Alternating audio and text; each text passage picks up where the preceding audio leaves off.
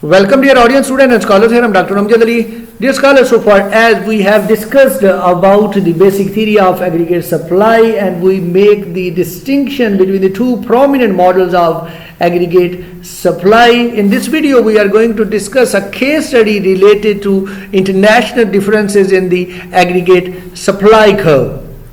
Introduction. Although all countries experience economic fluctuations, these fluctuations are not exactly the same everywhere. International differences are intriguing puzzles in themselves, and they often provide a way to test alternative economic theories. Examining international differences have been especially fruitful in research on aggregate supply. Let's discuss first the Robert Lucas model. When Robert Lucas proposed the imperfect information model, he derived a surprising interaction between aggregate demand and aggregate supply. According to his model, the slope of the aggregate supply curve should depend on the volatility of aggregate demand.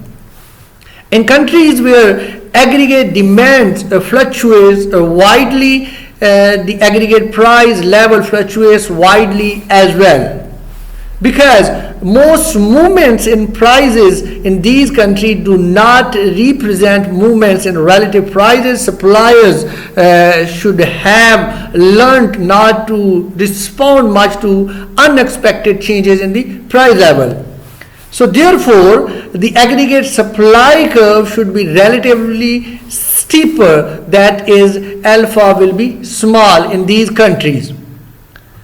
Okay, conversely, in countries where aggregate demand is relatively stable, suppliers should have learned that most price changes are relative price changes. So accordingly, in these countries, suppliers should be more responsive to unexpected price changes, making the aggregate supply curve relatively flat. We can say that our alpha will be large. Lucas tested this prediction by examining international data on output and prices. He found that changes in aggregate demand have the biggest effect on output in those countries where aggregate demand and prices are most stable. So Lucas concluded that the evidence supports the imperfect information model. So imperfect information is responsible for the upward sloping of aggregate supply curve. So let's discuss the other model, that is the sticky price model. The sticky price model also makes predictions about the slope of the short run aggregate supply curve.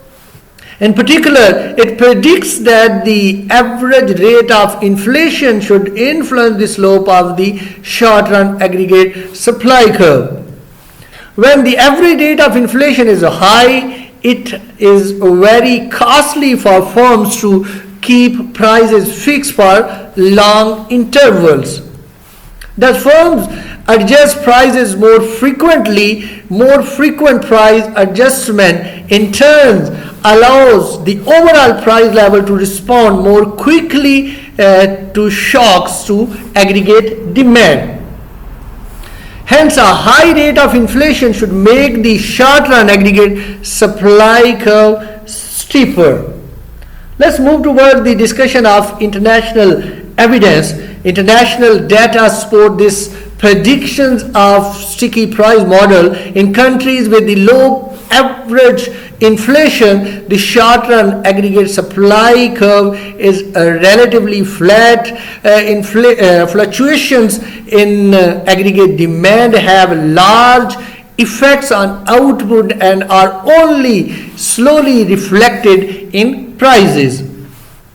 High inflation countries have steep short-run aggregate supply curves. In other words, high inflation appears to erode the frictions that cause prices to be sticky.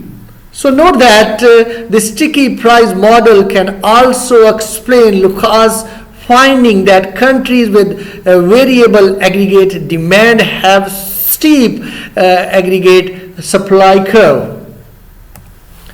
If the price level is highly variable, few firms will commit to price in advance, as will be small in this case.